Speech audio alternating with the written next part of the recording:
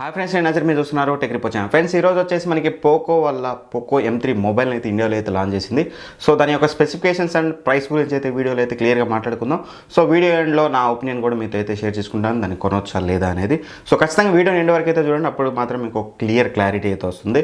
So first of all మన specifications గురించి కనుక మనం మాట్లాడుకున్నట్లయితే, మెయిన్ డిస్ప్లే కనుక చూసుకున్నట్లయితే డిస్ప్లే వచ్చేసి మనకి 6.53 inches full HD plus IPS డిస్ప్లేతో వస్తుంది.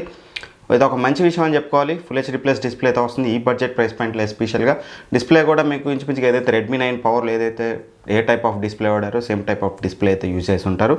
అండ్ నెక్స్ట్ కనుక మనం చూసినట్లయితే మెయిన్గా ప్రాసెసర్ ప్రాసెసర్ వచ్చేసి మనకి స్నాప్డ్రాగన్ 662 ప్రాసెసర్ యూజ్ చేశారు.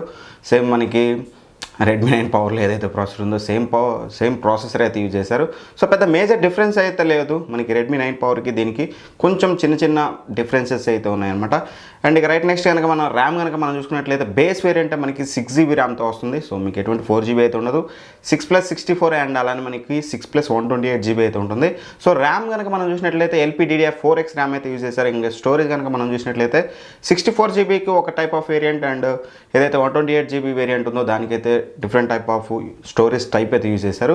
సో 128GB కనుక మనం చూసినట్లయితే మనకి UFS 2.2 స్టోరేజ్ అయితే యూజ్ చేశారు. అదే మనకి 64GB మనం చూసినట్లయితే UFS 2.1 అయితే యూజ్ చేశారన్నమాట. సో మీకు స్పీడ్ పరంగా కూడా బాగానే ఉంటుంది, ఎటువంటి EMMC స్టోరేజ్ అయితే కాదు ఇది.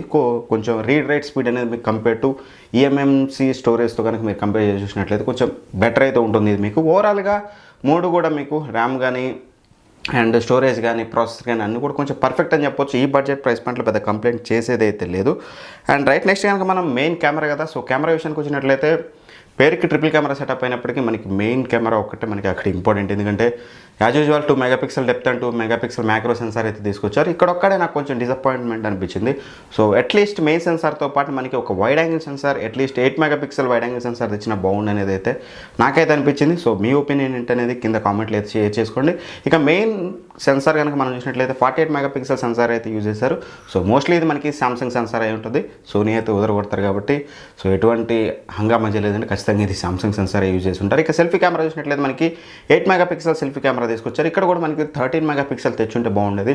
ఎందుకంటే అక్కడ రెడ్మీ నోట్ 9 మనం చూసినట్లయితే కొంచెం 11,000కి వస్తున్నప్పటికీ అప్పుడప్పుడు 10,000 కూడా వస్తుంది. ఆ బడ్జెట్ ప్రైస్ పాయింట్లో మనకి అందులో 13 మెగాపిక్సెల్ సెల్ఫీ కెమెరా ఉంటుంది.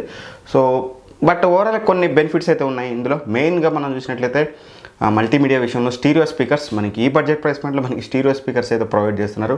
అది కూడా ఒక మంచి విషయం అని చెప్పాలి. ఇక మెయిన్గా డిజైన్ ఏదైతే ఉందో డిజైన్ వచ్చేసి కొంచెం మీకు యూనిక్గా అయితే ఉంది compare to all other mobiles. ఇప్పటివరకు మనకి రిలీజ్ అయిన మొబైల్స్తో కనుక మనం కంపేర్ చేసి చూసినట్లయితే డిజైన్ అనేది కొంచెం యూనిక్గా ఉంది. ఎస్పెషల్గా మనకి ఏదైతే ఎల్లో కలర్ ఉందో ఎల్లో కలర్ అనేది కొంచెం వైబ్రెంట్గా యూనిక్గా అయితే అనిపిస్తుంది.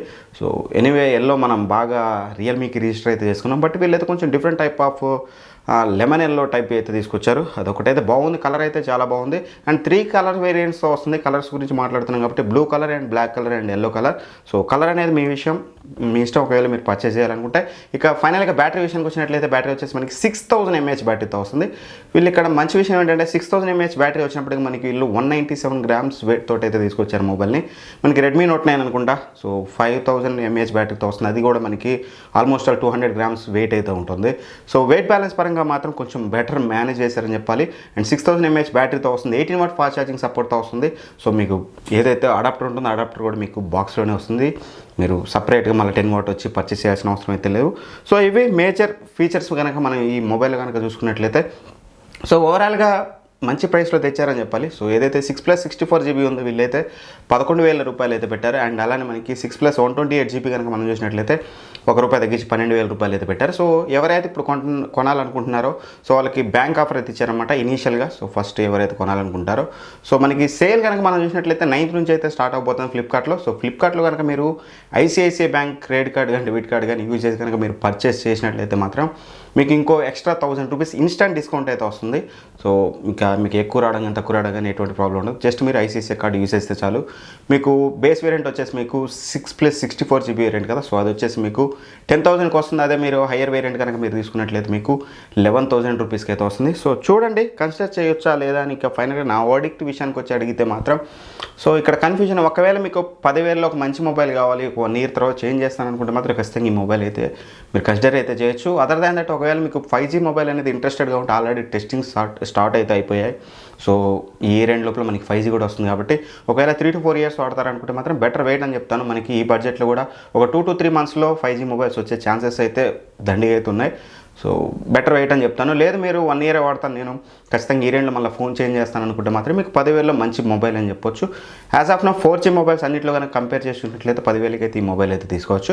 బట్ నా బెటర్ సజెషన్ ఇప్పుడే కొనొద్దని అయితే నేనైతే సజెస్ట్ చేస్తాను. అండ్ రివ్యూ కూడా మన ఛానల్ నుంచి అయితే ఎక్స్పెక్ట్ చేయమాకండి. ఏదైతే మీరు Redmi 9 పవర్ మొబైల్ చూసారో ఆల్మోస్ట్ ఆల్ సేమ్ మొబైల్, కొంచెం రీఫ్రెష్ లుక్లో వస్తుంది. అండ్ కెమెరా ఒకటి నాకు బాగలేదనిపించింది అనమాట. సో 48 మెగాపిక్సెల్తో పాటు మనకి at least 8 megapixel wide angle sensor తెచ్చుంటే బాగుంటుంది. సెల్ఫీ కూడా కొంచెం ఇంక్రీజ్ చేసి 13 మెగాపిక్సెల్ తెచ్చుంటే బాగుంటుంది అనేది నాకు అనిపించింది. ఓవరాల్గా అన్నీ బాగున్నాయి. సో అవే నాకు కొంచెం తక్కువ అనిపించాయి. ఇంకా స్నాప్డ్రాగన్ 662 ప్రాసెసర్, ఇప్పుడు ఏదో కొత్త ప్రాసెసర్, సూపర్ ప్రాసెసర్ అని చెప్పడానికి లేదు. సో యాజ్ యూజువల్ మీకు తెలిసిందే అది కొంచెం ఓల్డ్ ప్రాసెసరే.